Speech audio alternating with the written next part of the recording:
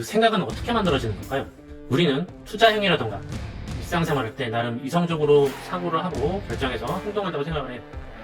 하지만 과연 그럴까요? 실상은 전혀 그렇지 않습니다. 여러분들 코인 현물을 하시거나 주식하실 때 생각을 해보면 어땠는지 추억을 떠올리면서 진행을 해볼게요. 물건을 살 때도 마찬가지입니다. 이성적, 합리적 생각으로 산다면 어떨까요? 이런 걸 살 수 있을까요? 예를 들면 이런 샤넬백 같은 거죠. 샤넬백 같은 거를 가지고 한번 생각을 해볼게요. 지금 얘가 조회를 해보니까 2천만 원대더라고요. 램 가죽을 만들 때문에 양가죽. 자, 양가죽으로 가방을 하나 만들었어요. 이건 뭡니까? 가죽 가방이죠. 이성적, 논리적으로 생각을 해봅니다.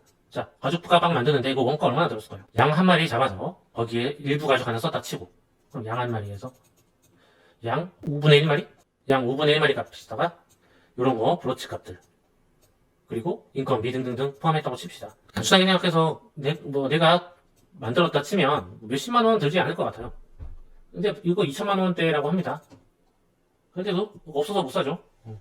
과연. 근데 요 안에다가 지금 사람들 뭐 넣고 다닐까요? 보면은 되게 까보면 화장품 이런 거 들어있고 지갑 들어있고 그런 등등등 소품도 들어있겠죠. 그렇다는 생각을 해볼게요. 자, 과연 그런 물건들을 넣기 위해서 가죽 가방을 하나 사는데 2천만 원이나 들여야 되느냐. 이런 비슷한 재질의 가격이 굉장히 가성비가 있는 가방을 써도 되겠죠. 이것도 한번 생각해 볼게요. 페라리죠. 한 5억 원은 기본적으로 가볍게 넘어갈 겁니다. 자, 자동차가 5억 원을 주고 사야 되느냐. 물론 자동차는 만드는 원가가 아까 얘기한 그 핸드백보다는 훨씬 많이 들겠죠.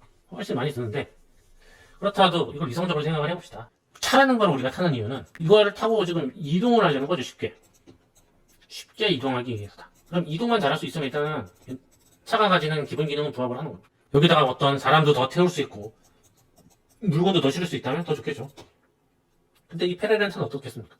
물건 실을 수 있겠어요? 거의 못 실습니다. 스포츠카에. 그 다음에 의자도 타보신 분들은 스포츠카들은 의자 직각이죠 거의. 뒤로도 안 제껴져요. 이런 차들. 벨트도 이렇게 메어져 있고. 심지어는 이제 수동을 고집하기도 하죠. 오토매틱한. 그 다음에 우리나라 서울 시내 속도 제한 얼마입니까? 50km예요. 근데 서울 시내에서 이 페라리 타고 다니면 이 능력 뭐겠습니까? 얘는 시속 300km 때는 그냥 가볍게 올리죠. 이 성능 쓸 데도 없어요. 연비도 아주 극악이겠죠. 기름 먹는 탱크일 겁니다. 심지어는 이 차체도 낮아가지고 학교 근처나 이런 데 보면은 과속 방지턱 있죠. 이거 갈 때마다 긁힐 그런 것도 걱정해야 되고. 그 다음에 이 차 어디에다가 수납해서 둘 때도 굉장히 어렵죠. 내 개인 차가 없으면 어떻게 된다? 가다가 긁힐 수도 있죠. 함부로 어디를 끌고 다니지도 못합니다. 이거. 그리고 수리비는 또 한 번 고장나면 얼마나 되겠어요. 그리고 차에다 매겨지는 세금은 또 얼마나 나옵니까? 이런 것 등등등 생각을 하면 과연 이런 차를 타고 우리나라 서울에서 다니는 게 합리적인 것이냐 이거죠. 합리적, 이성적, 경제적인 사고로 그게 맞냐 이겁니다. 자, 어때요? 제 이야기에 동의하시나요? 만약에 어떤 남성분들한테 자, 이거 살 돈이면은 BBQ 치킨을 몇 년 동안 먹을 수 있지 않겠니? 라고 한다고 해볼게요. 자, 그렇구나. 내 생각이 참 잘못해서 반성해야지. 그럴까요? 그냥 대응을 못해도 남자들은 되게 꾹 하고 있겠죠. 꾹 하고서.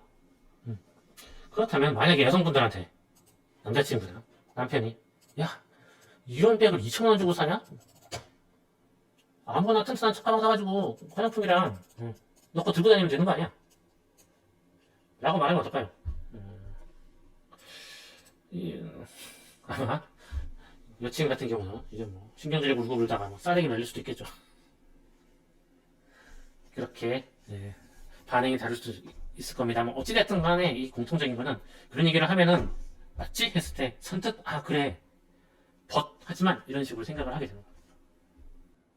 그렇다면 왜 이런 거를 사람들이 열광해서 살까요? 신발도 보면은 무슨 한정판 신어보면 몇백만 원씩 주고 산다 이런 거 있는데 운동화를 그것도 신고 달리면은 신다 보면 한 2, 3년이면 헤어질 신발에다가 돈을 그렇게 쳐놓고서 한다는 게 말이 되겠습니까? 하지만 한다 이거죠. 왜 그럴까요? 그리고 그걸 그렇게 만드는 요인은 과연 무엇일까요? 자, 바로 이겁니다. 이 모든 행동들은 이성적 사고에 따라서 결정한다고 알고 있지만 과연 그러냐? 아니다 이거예요. 아까 같은 그런 이성적 경제적 사고로는 불합리한 것처럼 느껴지는 거를 그런 돈을 주고 줄을 서서 사는 이유는 뭐다? 이 감정 때문에 그렇습니다. 감정, 기분. 왜 사냐고? 기분이 좋으니까 삽니다. 기분이 좋아지기 때문에 사요. 이게 이유인데 이게.